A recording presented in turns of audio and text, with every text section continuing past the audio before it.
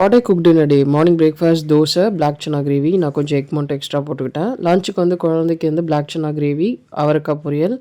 Dinner வந்து சாம்பார் தோசைலாம் பண்ணிவிட்டு கொஞ்சம் வெளியே கிளம்பிட்டோம்.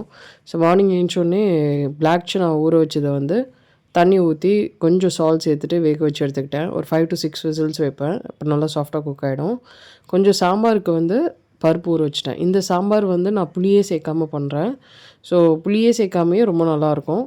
சாம்பாருக்கு வந்து ஃபஸ்ட்டு நான் பருப்பையும் அரிசியும் 2மே வந்து ஊற வச்சு எடுத்துக்கிட்டேன். அதே மாதிரி சன்னா கிரேவிக்கு தக்காளி, ஒரு பெரிய வெங்காயம், 2 தக்காளி எடுத்துட்டேன். எப்பவுமே ஒரு சின்னோண்டு தக்காளி போட்டால் போதும். அப்படி எக்ஸ்ட்ரா தக்காளிலாம் சேர்த்தோன்னா புளிக்க ஆரம்பிச்சிடும். நான் வெங்காயம், தக்காளி, இஞ்சி பூண்டு பேஸ்ட் இது எல்லாத்தையும் ஒன்றா அரைச்சி ரெடி பண்ணி வச்சுக்கிட்டேன். அதுக்கப்புறம் சாம்பாருக்கு கொஞ்சம் சாம்பார் வெங்காயம், ஒரு சின்ன தக்காளி, கத்திரிக்காய் வந்து ஒரு 4, 5 கத்திரிக்காய் எடுத்துருப்பேன். நல்லா கட் பண்ணி எடுத்துக்கிட்டேன். பிளாக் சன்னா வேக வச்சோடனே அதை தனியாக எடுத்து வச்சுட்டு, இதே குக்கரில் வந்து பருப்பு சேர்த்துட்டு, தக்காளி சேர்த்துட்டு, அதுக்கப்புறமா பூண்டு ஒரு 4, 5 பூண்டு சேர்த்து, கொஞ்சோண்டு மஞ்சள்தூள் சேர்த்துட்டு, மூடி போட்டு ஒரு 3 விசில் வர வச்சு எடுத்துக்கிட்டேன். சன்னா கிரேவிக்கு எண்ணெய் சேர்த்துட்டு, இல்லை 2, 3 கிராம்பு, ஒரு பட்டை, பிரிஞ்சி இலை, சோம்பு, சீரகம் இது எல்லாத்தையும் சேர்த்துட்டு அரைச்சி வச்சு பேஸ்ட் சேர்த்துட்டேன். தக்காளி கொஞ்சம் ஜாஸ்தியாகிடுச்சு. ஸோ கொஞ்சம் புளிக்கிற மாதிரி இருந்துச்சு. தக்காளி மட்டும் கொஞ்சம் கம்மியாக சேர்த்துக்கோங்க. கொஞ்சம் மஞ்சத்தூள் போட்டு மூடி போட்டு வேக வச்சுட்டேன். அவரைக்காய் நெக்ஸ்ட்டு க்ளீன் பண்ணேன். பொரியல் பண்ணிடலான்னு சொல்லிவிட்டு இது க்ளீன் பண்ணுற டைமில் வந்து தக்காளி நல்லா குக் ஆகிடுச்சு. ஸோ இப்போது வந்து இதில் மசாலா, காஷ்மீரி சில்லி, கொஞ்சம் குழம்பு தூள் சேர்த்துருக்கேன், தனியாத்தூள் சேர்த்துருக்கேன். அதுக்கப்புறமா வந்து வீட்டில் அரைச்ச ஸ்பைசஸ் மசாலா இது எல்லாத்தையும் மிக்ஸ் பண்ணிவிட்டு இதில் வந்து வேக வச்ச பிளாக் சன்னா சேர்த்துட்டு கல்லுப்பு சேர்த்து வேக வச்சுருக்கேன்.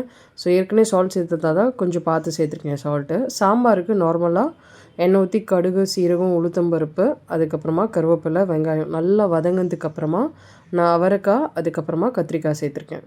ரொம்ப வதக்க வேண்டாம், ஏன்னா எப்போவுமே கொதிக்க போதே குக் ஆகிடும். ஸோ இதில் மஞ்சத்தூள் போட்டுட்டு நான் 2 ஸ்பூன், அதாவது 2 ஸ்பூனில் 1.5 ஸ்பூன் வீட்டில் அரைச்ச குழம்பு தூள், அதுக்கப்புறம் 1 ஸ்பூன் தனியாத்தூள் சேர்த்துட்டு வேக வச்ச பருப்பு, தக்காளி, பூண்டு, அப்புறமா பருப்பு வேக வச்சதை சேர்த்துட்டு கரெக்டாக 2 டம்ளர் தண்ணி ஊற்றி கல் உப்பு போட்டுட்டு நல்லா கொதிக்க வைக்கணும். மூடி போட்டு கொதிக்க வைக்கணும். ஸோ இந்த டைமில் கிரேவி ரெடி ஆகிடுச்சு, பிளாக் சன்னா கிரேவி. ஸோ இதில் ஃபைனலாக கொத்தமல்லி சேர்த்துருக்கேன். வேணும்னா கஸ்தூரி மெத்தியும் சேர்த்துக்கலாம்.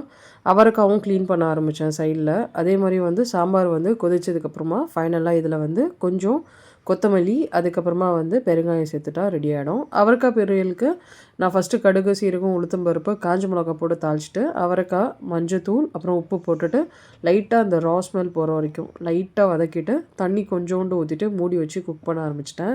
ஸோ மார்னிங் குழந்தைக்கு தோசையும் பிளாக் சன்னா கிரேவி தான். ஸோ மார்னிங் அவளுக்கு தோசை பிளாக் சன்னா கொடுத்துட்டு அவரைக்காய் ரெடி ஆகிடுச்சு. இதில் வந்து ஃபைனலாக வந்து கொஞ்சோண்டு பெப்பர் மிக்ஸ் பண்ணால் பொரியல் ரெடி. ஸோ குழந்தை வந்து லஞ்சுக்கு வந்து சாம்பார் வேண்டாம்னு சொல்லிட்டா. ஸோ அவளுக்கு வந்து சன்னா கிரேவி தான் வேணும்னு சொன்னதால் சன்னா கிரேவி ரைஸோடு மிக்ஸ் பண்ணிவிட்டு கொஞ்சோண்டு ரைஸு, காய் மட்டும் அதிகமாக வைப்பேன்.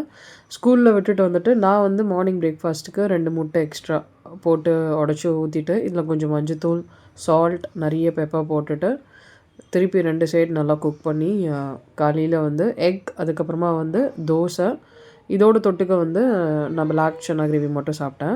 ஈவினிங் கொஞ்சம் நேரம் விளாடிட்டு கொஞ்சம் கஞ்சி ரெடி பண்ணேன்.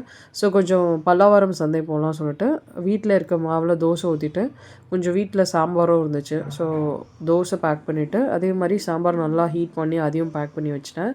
ஸ்ப்ரவுட்டட் ராகி கஞ்சி பேக் பண்ணிவிட்டேன். குழந்தை குடிச்சிட்டா, பட் நான் கொஞ்சம் பேக் பண்ணி எடுத்துகிட்டு போயிட்டேன்.